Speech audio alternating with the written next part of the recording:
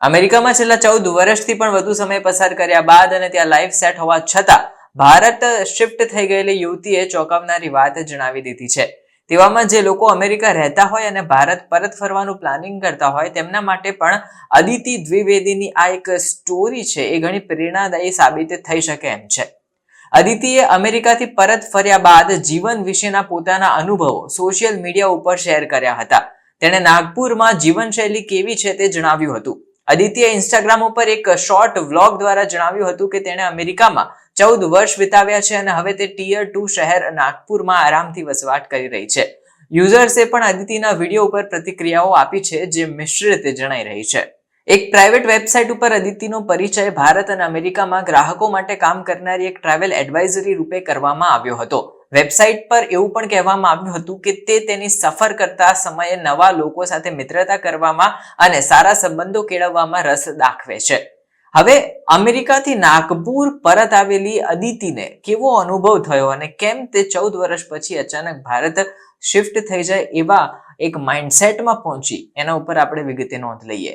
Aditi દ્વિવેદીએ share કરેલા પોતાના વિડીયોમાં રોજિંદી જિંદગીની એક ઝલક બતાવી હતી. તેણે કહ્યું હતું કે મેં અમેરિકામાં 14 વર્ષ પસાર કર્યા છે અને પછી ભારત એક ટિયર 2 સિટીમાં સેટલ થવા આવી ગઈ છું.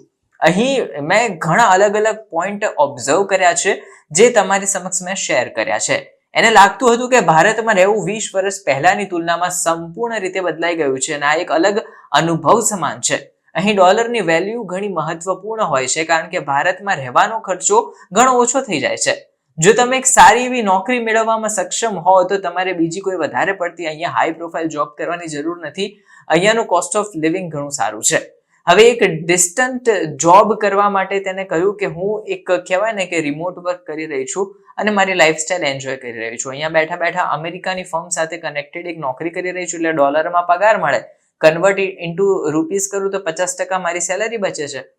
આદિત્યએ વધુમાં કહ્યું કે હું મારા માતા પિતા સાથે જ ભારતમાં રહું છું. તેમની પાસેથી પહેલા જ એક ઘર હતું. એક સારું એવું અમે કહેવાય કે એક ઘરમાં રહીએ છીએ. ભાડું નથી ચૂકવવાનું કે અન્ય યુટિલિટીઝ માટે મારે પેમેન્ટ નથી કરવાનું. બધી વસ્તુઓ ઘરે વસાયેલી જ છે. બસ મારે નાના મોટા ખર્ચા હોય ગ્રોસરીઝના નેવા એ બધા હું કાઢું અને લેવિશ લાઈફસ્ટાઈલ જીવું છતાં પણ મારી સેલરીના 50%થી વધુનો ભાગ હું સેવ કરી શકું છું. અદિતિએ ભારતમાં રહેવાના ઘણા ફાયદા પણ જણાવ્યા. તેણે કહ્યું કે હું એક અમેરિકન કંપની માટે સંપૂર્ણ રીતે રિમોટ ટેક જોબ કરી રહી છું. આના માટે મને સવારે કામ કરવાની જરૂર નથી અને જેનાથી હું વહેલી સવારે યોગ અને મારા સેલ્ફ ફિટનેસ ઉપર પણ ધ્યાન આપી શકું છું. હું દરરોજ સવારે 30 મિનિટ સુધી મોર્નિંગ વોક કરું છું અને યોગા કરવામાં 1.5 કલાક પણ પસાર કરું છું. આ મારું ડેઈલી રૂટીનનો એક ભાગ બની ગયું છે.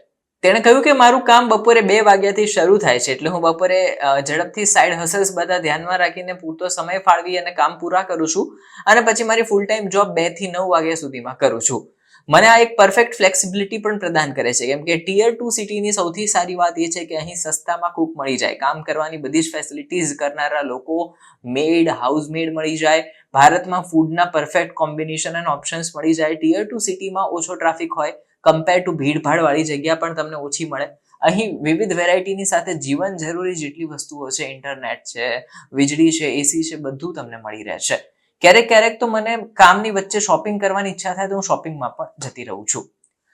હવે તેના આ એક્સપિરિયન્સ ઉપર યુઝર્સે પણ એક શાનદાર રિપ્લાય આપ્યા છે. એક યુઝરે લખ્યું છે કે નાગપુર સારી રીતે તું સેટ થઈ છે પણ અમેરિકામાં કમાણી કરી રહ્યા છો તમે તો ઘણીવાર અમને પણ વિચાર આવે છે કે પાછા ભારત જતા રહીએ. પરંતુ આ નિર્ણય લેતા સમયે એ સૌથી મોટો ખ્યાલ માઇન્ડમાં આવે છે કે શું ત્યાં જઈને અમે સાચું ડિસિઝન લઈ રહ્યા છીએ? અમે આ લાઈફસ્ટાઈલમાં સેટ થયેલા ત્યાં ઢળી શકીશું કે કેમ? આ એક તમારો વિડીયો અમારા ઘણા જે મનની અંદર વહેમો હતા એ સવાલોને દૂર કરે છે અને અમને પણ લાગે છે કે અમેરિકાથી કમાઈને ભારત જો તમે સેટલ થઈ જાઓ તો ધી બેસ્ટ કહેવાય. બીજા એક યુઝરે સોશિયલ મીડિયા પર લખ્યું કે તમે ટિયર 2માં ઇન્ટરનેટ અને વીજળી કાપના મુદ્દાઓથી પરેશાન તો હશો જ. ત્રીજાએ કર્યું કે ટિયર 2 સિટીમાં જીવન જીવવું ઘણું અદ્ભુત અને સહેલું છે. જોબનો કોઈ બોજ નથી. તમારી પાસે એ બધું જ છે જેનાથી એક સારું જીવન જીવી શકશો. તમે ધીમું અને સ્લો ગોઈંગ પસાર થતા સમયની અંદર પોતાની સેલ્ફને લવ કરવાનો ટાઈમ મળશે. તમારા પરિવારજનો સાથે એક તહેવાર ઉજવવાનો, ધામધૂમથી ઉજવવાનો ટાઈમ મળશે અને સેવિંગ્સ પણ થશે. એટલે કે જો લાઈફ જીવવી હોય અને રોજની ભાગદોડથી બચવું હોય તો ધી બેસ્ટ તમે કહી શકો તો એ છે કે તમે ટિયર 2 સિટીમાં શિફ્ટ થઈ જાઓ. બીજા એક વ્યક્તિએ કહ્યું કે વાહ, મને પણ તમારી આ જીવનશૈલીની પ્રેરણા મળી છે. હું અત્યારે ડલાસમાં રહું છું અને અહીં 1 વર્ષથી પણ વધારે સમયથી મારા કામકાજના સિલસિલે અલગ અલગ સ્થળે યાત્રા કરું છું. મને એક્સપોઝર મળે છે, ડોલર્સ પણ સારા કમાઉં છું, પણ મારી પણ મનમાં એક જ ઈચ્છા હોય છે, માનસિકતા એ જ છે કે હું મારા ભારત રહેતા પરિવાર સાથે ટાઈમ સ્પેન્ડ કરું અને મારા માટે પણ પ્રાયોરિટી મારું ફેમિલી આવે એટલે હું એમની સાથે જ સ્પેન્ડ કરવા માંગતો હોઉં છું ટાઈમ. એટલે તમારો આ વિડીયો મને પણ પ્રોત્સાહિત કરે છે કે એક લેવલની સેવિંગ્સ થઈ ગયા પછી જો ઇન્ડિયા શિફ્ટ થઈ જવાય અમેરિકાથી તો ધી બેસ્ટ કહેવાય.